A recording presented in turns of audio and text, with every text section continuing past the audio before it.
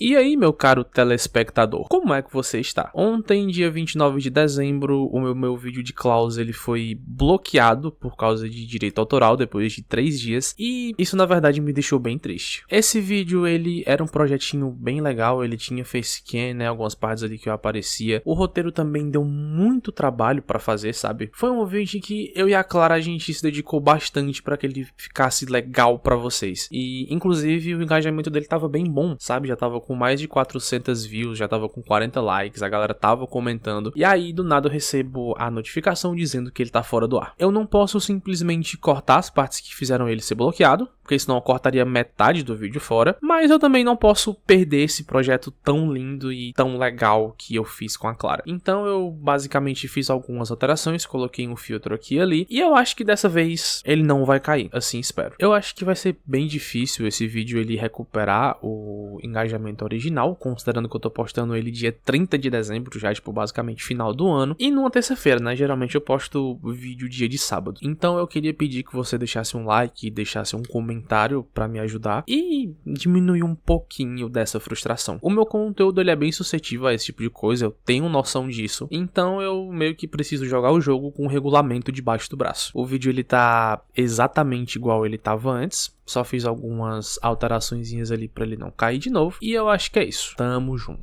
Muito bom dia, muito boa tarde, muito boa noite. No momento que eu tô gravando aqui esses áudios e esse vídeo, eu tô com uma crise de rinite bem forte há pelo menos uns 5 dias. Eu meio que tenho que gravar hoje, porque senão a Clara me mata. Dito isso, talvez minha voz esteja um pouquinho diferente, meio anasalada, e eu conto com a compreensão de vocês. Agora vamos pro vídeo. 2019 talvez tenha sido um dos melhores anos para a Netflix com suas produções originais, e isso vale para filmes e séries. O ano de lançamento da aclamada série de The Witcher, a popular série entre os jovens chamada Sex Education, um novo lançamento de La Casa de Papel e de Bagulhos Sinistros, todas essas com um grande apelo de público, sejam por suas ideias inovadoras ou continuações muito aguardadas. A Vermelhinha já tinha um Emmy e um Globo de Ouro por causa de House of Cards, mas seus filmes nunca tiveram tanto destaque assim no Oscar ou em outras premiações.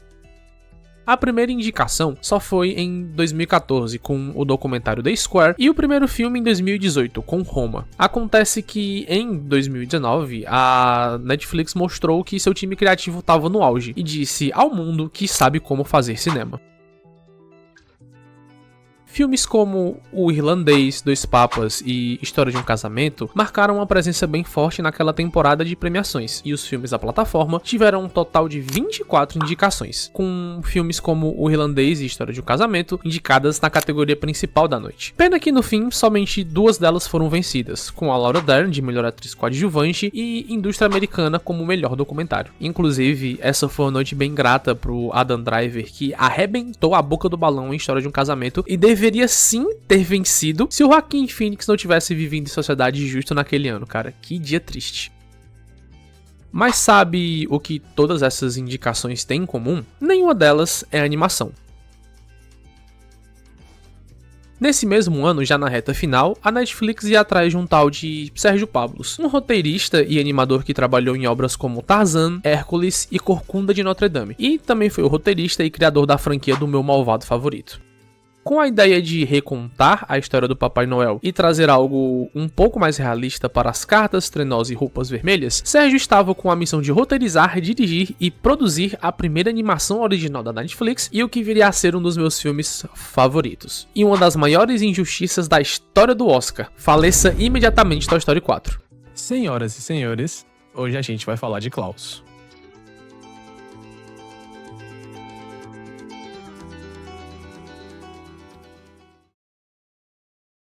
Klaus se propõe a recontar a já batida história do Papai Noel, mas o ponto de partida aqui é literalmente o início, antes de toda essa ideia existir. O diretor escolheu uma animação 2D relativamente tradicional, mesmo que todos os traços não tenham sido feitos exatamente à mão. Ué, mas como assim uma animação 2D? Isso daqui na minha tela é claramente 3D, tem alguma coisa muito errada. E sim, acontece que você não tá exatamente enganado. Uma das grandes inovações de Klaus foi misturar o estilo 2D dos personagens com alguns outros elementos 3D, como por exemplo a iluminação, as renas, a carroça, e tudo isso precisou ser pintado à mão depois para se misturar muito bem com os outros elementos que só tem 2 dimensões. Eles inclusive precisavam de uma ferramenta própria chamada Klaus Light and Shadow para inserir sombras e luz nos personagens desenhados à mão. E eu devo dizer que esse filme não poderia ser feito de outra forma. Os cenários e ilustrações aqui são muito únicos e emocionantes. Tem muita coisa que só é possível graças a esse estilo único e inovador até então. Esse filme tem quadros muito bonitos, como esse da festa no vilarejo e esse outro do Klaus cortando lenha no pôr do sol. O primeiro bem mais complexo, com muitos bonecos em 2D junto dos reflexos e iluminação características de uma animação 3D. Tudo em harmonia, sem nenhuma confusão visual. O segundo bem mais simples, com o Klaus e as árvores em 2D, mas olha toda a composição dessa cena, a luz do pôr do sol, as sombras que trazem a naturalidade e o movimento do boneco no meio. Cara, meu Deus do céu, é muito bonito! Eu usei apenas esses 2 para ilustrar bem o carinho e cuidado que tiveram. Cada detalhe foi muito bem pensado e montado em prol de fazer uma animação que fizesse sentido, na melhor maneira de se contar uma história. Tá legal que a animação de Klaus é perfeita e eu acho que disso aí ninguém discorda. E se você discorda, meu amigo, você é completamente maluco. Mas será que a história ela é realmente tão boa assim? E é com muito prazer que eu digo que sim, a história de Klaus é maravilhosa. Eu, pessoalmente, não sou de ver filmes de novo, sabe? Tipo, eu assisto ali uma vez e de vez em quando é pra vídeo, eu reassisto pra fazer roteiro. Mas com Klaus é diferente, cara. Eu reassisto esse filme pelo menos uma vez no ano ali durante dezembro, desde 2019, desde que ele lançou. E eu acho que isso não é por acaso. Klaus não é um daqueles filmes de Natal tradicional que tenta te comprar com um discurso barato sobre magia e bondade. Na verdade, a história aqui ela começa com muito ódio e rancor. Nessa história, não são as luzes ou os presentes que criam o Papai Noel. Na verdade, são as atitudes. Porque um ato gentil sempre gera mais gentileza. Porém, entretanto, contudo, todavia, vamos começar do começo. Mais especificamente de um certo centro postal. O filme começa com uma carta e, sinceramente, não poderia ser de outro jeito. O cadete Jasper teve 9 meses e 6 dias para tentar se ajustar na Academia Real de Carteiros. Mas, como era filho do dono, não tava nem aí pra nada e era péssimo em simplesmente tudo. Acontece que seu pai já tá de saco cheio desse homem ser birrento e mimado e com tudo de mão beijada. Por isso, promove o Jasper a carteiro e o entrega a missão de abrir uma filial do correio em Smirisburg. E se dentro de um ano ele não enviar 6.000 cartas, pode dar adeus aos lençóis de seda, vinho e caviar.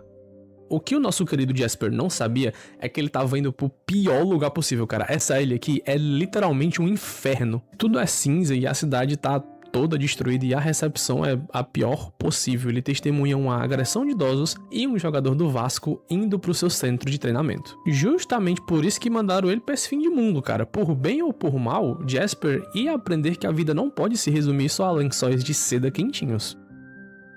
Quando ele chega na cidade, toca um sino na esperança de uma grande recepção. Mas na verdade o que acontece é uma grande briga de torcida organizada. E quem explica tudo pra gente é essa moça aqui chamada Alva, que tem uma peixaria onde deveria ser uma escola. O que o Jasper fez foi tocar o sino de batalha. Ela foi lá pra ser professora, mas acabou abrindo uma peixaria para juntar dinheiro e ir embora dali o mais rápido possível, já que os pais não mandam as crianças pra escola nesse fim de mundo. O coitado não tem muito o que fazer porque ninguém manda carta na Terra do Ódio. Eles se detestam e não precisam de correio nenhum pra deixar isso bem claro.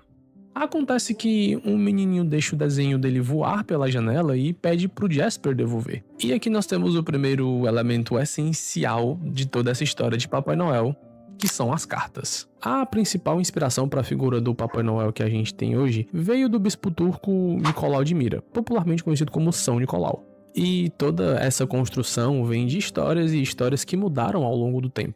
No início eram os próprios pais que escreviam as cartas para os filhos com conselhos de moralidade e tudo mais. E à medida que o São Nicolau foi se convertendo em Papai Noel, essa tradição foi mudando. E as crianças começaram a escrever diretamente para ele. E com a melhoria do serviço postal lá no século XIX, isso aí acabou virando uma grande tradição. Dentro do filme, tudo isso começa quando Jasper resolve visitar o Klaus, um lenhador que mora no alto da montanha, porque enfim, esse era o único lugar que ele ainda não tinha ido. A casa do homem é cheia de brinquedos e ele em si é bem aterrorizante. A visita não termina bem e o Jasper deixa a bolsa pra trás. Acontece que uma energia meio mística que emana da floresta leva o desenho do garotinho para o Klaus, que vai atrás do carteiro e obriga ele a deixar o presente dentro da casa. E como é que ele faz isso? Jogando o magrelo dentro da chaminé. A criança adora o sapinho de brinquedo e vê o Klaus na janela. No outro dia, como a fofoca corre solta por aí, várias crianças decidem enviar cartas ao Klaus para ganhar brinquedos também.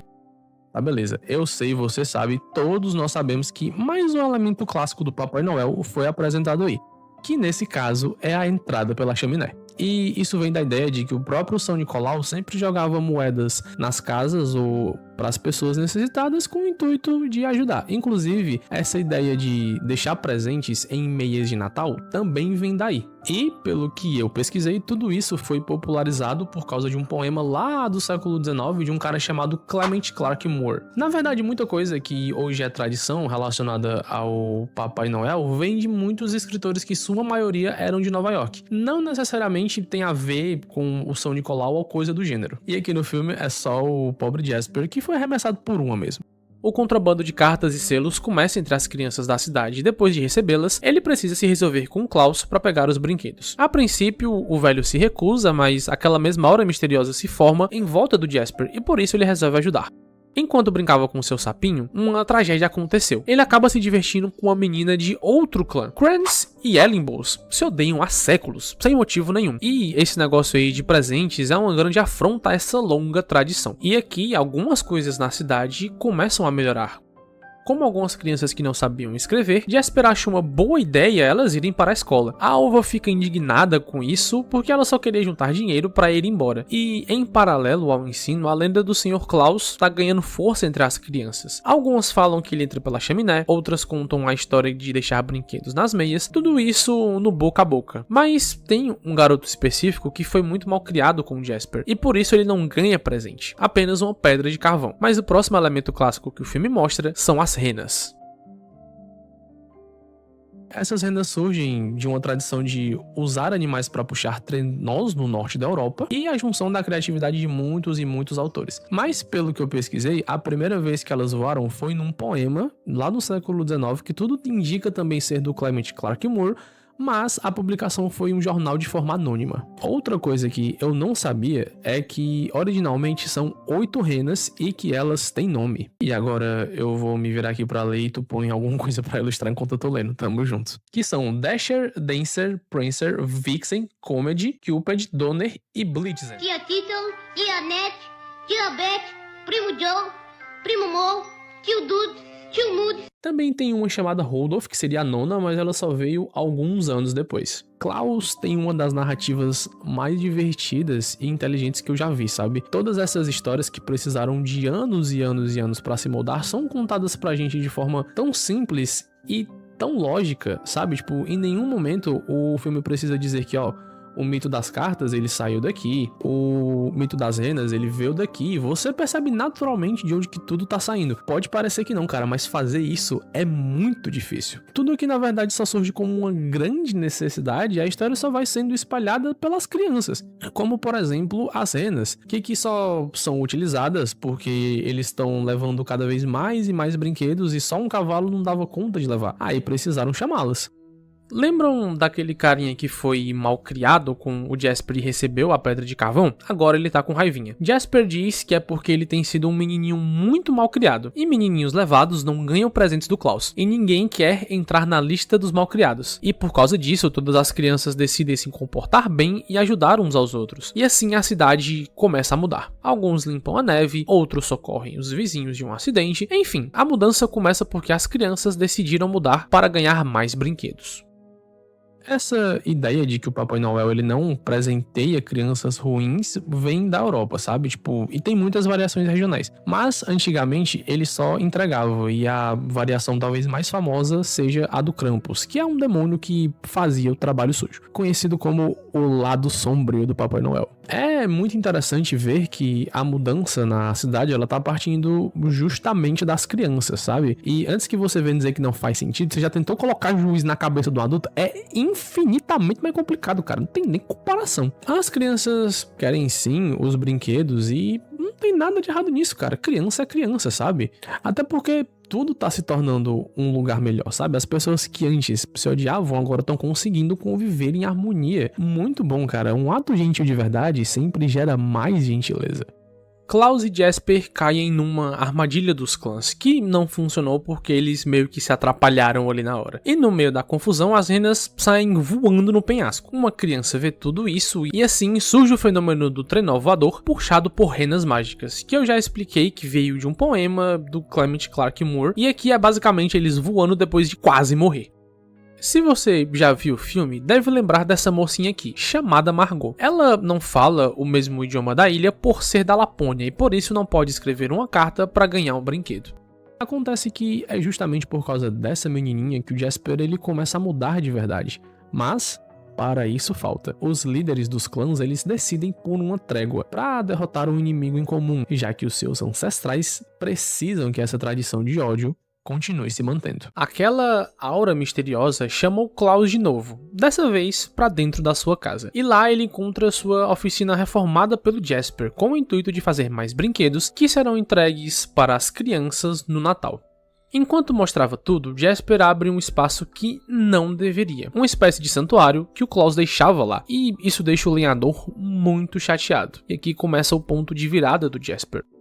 Como a Margot ouviu suas reclamações, ele leva a menina até a alva para entender o que ela tá falando e começa a fazer um brinquedo para ela sem necessariamente receber uma carta. Nesse momento, quando faltam só 30 minutinhos pro filme terminar, Jasper se torna gentil de verdade e com a ajuda do Klaus, que lembrou como se divertir ao lado do seu amigo, eles constroem um trenó para a pequena Margot e ela pode brincar feliz da vida.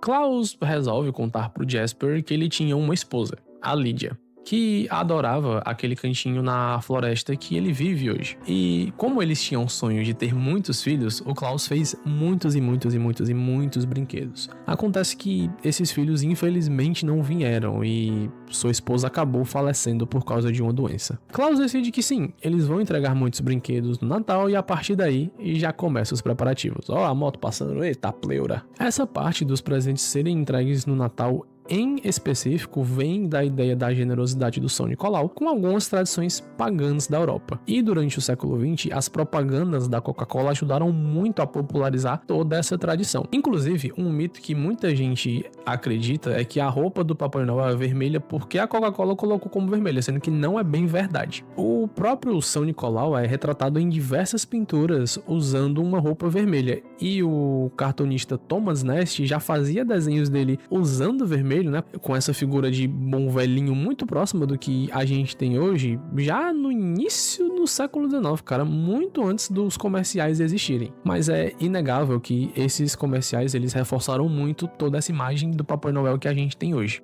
A Alva reforma a escola e mostra pro Jasper como ele transformou toda a cidade. Inclusive, ela decidiu ficar aqui justo por causa das mudanças que ele fez. Tá tudo colorido, todo mundo feliz, não existe mais briga e as decorações de Natal estão a todo vapor. Enquanto Jasper e Klaus fazem seus preparativos, Margot e a companhia da Lapônia decidem ajudar. Parece que o Jasper finalmente se encontrou ao lado de um lenhador velho e cercado de gente maluca. É muito legal como toda essa mudança acontece de uma forma gradual no ambiente e nos personagens, sabe? Klaus é um filme curtinho, ele tem pouco mais de 1h30 e é muito bom porque ele não faz questão nenhuma de apressar a sua história. O último elemento que faltava era a roupa vermelha, que vem por uma cortesia do pessoal da Lapônia. E eu acabei de explicar a origem da roupa, então eu não vou explicar de novo não, tamo junto. No meio dos preparativos, o pai do carteiro aparece porque 14 mil cartas saíram daquela ilha e ele precisava ver isso pessoalmente. Eles fizeram questão de fazer mais cartas depois de descobrirem o objetivo do Jasper, e em seguida enviam para o correio. O Klaus escutou toda a conversa e ninguém quer explicações. Todo mundo sempre quer algo em troca, não é? A Margot é a única que vai atrás dele. Para nossa surpresa, Jasper resolveu ficar, mas precisa conquistar a confiança de seus amigos de novo. Acontece que nós temos outro problema, porque os clãs vão destruir os brinquedos, mas o Jasper sai correndo do porto num ato heróico e se joga em cima do trenó e sai dali junto com o Klaus para começar as entregas. Acontece que os clãs vão atrás porque estão determinados a destruir os brinquedos, e o Jasper quase se desvive para tentar salvar, pena que a líder dos Gramps consegue jogá-los penhasco abaixo. Mas, porém, entretanto, contudo, todavia, os presentes eram falsos. As crianças falaram para alvo do protesto e isso só serviu para todo mundo confiar no Jasper de novo. E eles conseguem fazer as entregas conforme planejado na noite de Natal. Antes da gente partir pro encerramento aqui do vídeo, se você tiver chegado até aqui, eu imagino que você gostou. Klaus é um dos meus filmes favoritos da vida inteira, então esse projeto é muito importante. Então, se dessa vez você puder deixar um like, se inscrever, compartilhar com aquele seu amigo que gosta do Natal ou que gosta desse filme, cara, vai me ajudar bastante, mano, de verdade. Faz isso aí por mim, por favor. A vida seguiu e Smilsburg mudou. Eles precisaram sim expandir as operações porque o fluxo de cartas aumentou muito, principalmente durante o Natal. Os anos passam e a amizade de Klaus e Jasper só se fortalece, cara, é muito fofinho de ver. Porém, depois de 12 longos anos, o Klaus, ele simplesmente sumiu. Sem motivo ou razão, sua casa simplesmente deu lugar ao silêncio. Sem despedida ou alguma razão para isso ter acontecido. Em um dia como qualquer outro, Klaus estava cortando lenha na sua casa. Até que aquela mesma aura aparece na floresta de novo, mas dessa vez tem alguma coisa diferente. É como se estivesse chamando ele para ir para lá também. Sem nenhum medo ou receio, Klaus some floresta adentro, mas ainda sem entender, na verdade sem nem procurar um motivo, uma vez por ano Jasper consegue reencontrar o seu amigo. Senhoras e senhores, meu nome é Nathan, se você me assistiu até aqui, muito obrigado, eu te agradeço de coração. Se você puder deixar um like e se inscrever, eu vou ficar muito feliz, esse é um dos meus filmes favoritos, que eu tô muito feliz de estar aqui podendo falar sobre ele. Muito obrigado, Clarinha, por editar esse vídeo. Se você me assistiu até aqui, muito obrigado e tchau.